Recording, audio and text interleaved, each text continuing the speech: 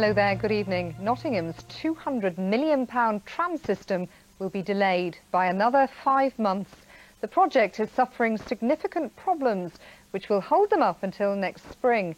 On top of all of that, as Anthony Bartram discovered, motorists are also causing them problems. Things aren't running smoothly. The launch date has already slipped once, originally due to be next month, then it was January, and today we learn the network won't be ready until late March, April. It's because line work and street works are taking longer than predicted. Signals need adjusting and there are difficulties with the trams gripping in the wet. On top of that, there's a headache of the four-wheeled variety. And this is at the heart of the problem. The road layouts around this part of Nottingham have changed dramatically.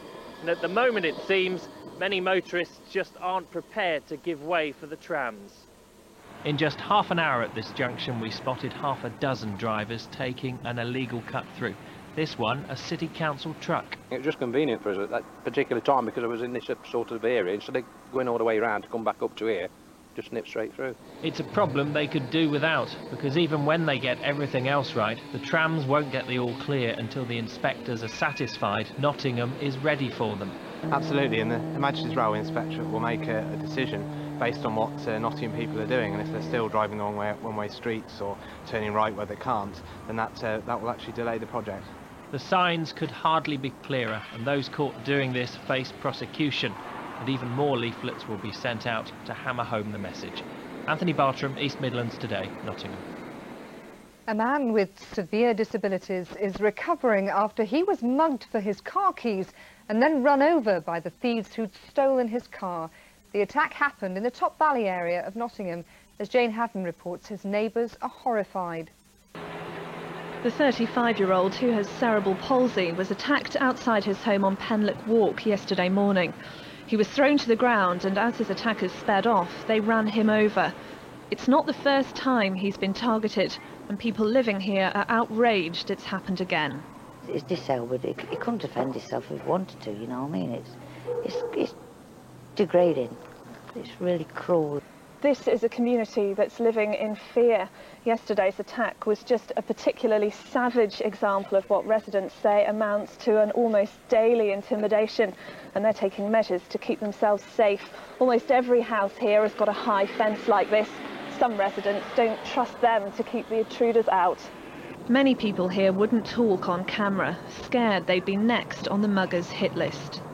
She went to a young girl that lived a couple of doors down, and she's frightened. She saw what happened, but she's frightened. And I don't blame people for being frightened, really, what's happening, because I think it's immoral what's happening around the area anyway. The victim of yesterday's attack has left this street to stay with friends. He says he'll never return. Meanwhile, those who remain are battening down the hatches. Jane Haddon, East Midlands Today, Top Valley in Nottingham. A girl of 14 who went missing with a man of 26 is back at home tonight. Kirsty Blakey is now with her family in Lincoln. She went into a police station in Torquay in the early hours of this morning, along with John Marshall, a neighbour.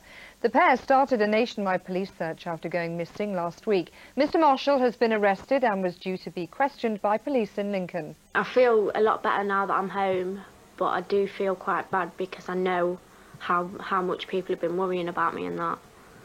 So I do feel quite bad. The owners of a nightclub have been fined for putting up illegal fly posters. In the first prosecution of its kind in Leicester, Lounge One was ordered to pay £400 in fines and costs. As this exclusive CCTV footage shows, fly posting is rife. It's happening in all our cities. Teams stick up the posters, oblivious to the mess they cause. Well, now, in Leicester, the City Council is fighting back. They've warned more prosecutions could follow.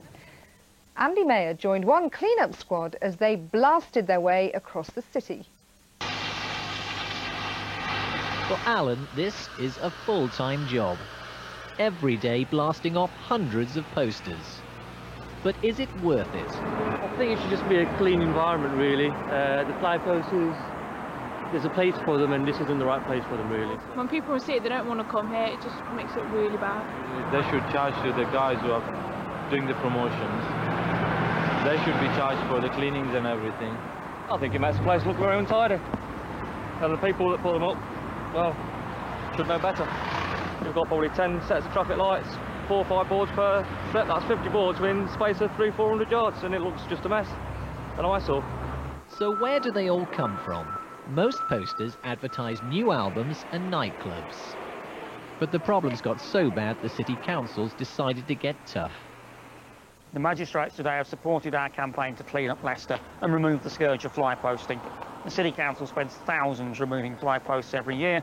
Now we won't have to pass that cost on to the citizens of Leicester. We're going to carry on prosecuting people with the support of the magistrates to finally get this situation under control. So with the council turning up the pressure, there may be more prosecutions in the pipeline. Andy Mayer, East Midlands Today, Leicester. And on to tonight's football results from the Carling Cup third round. Aston Villa 1, Leicester City 0. Chelsea 4, Notts County 2. Nottingham Forest 2, Portsmouth 4 after extra time. And a quick look now at the weather forecast. 1 or 2 showers are possible tonight, but it will eventually become dry by dawn. Temperatures tonight falling to lows of 3 Celsius. Tomorrow will start dry, but rain will spread from the southwest and it will be heavy at times. It'll feel chilly, temperatures reaching 9 Celsius. That's the way it's looking here. Let's rejoin Hugh. Good night.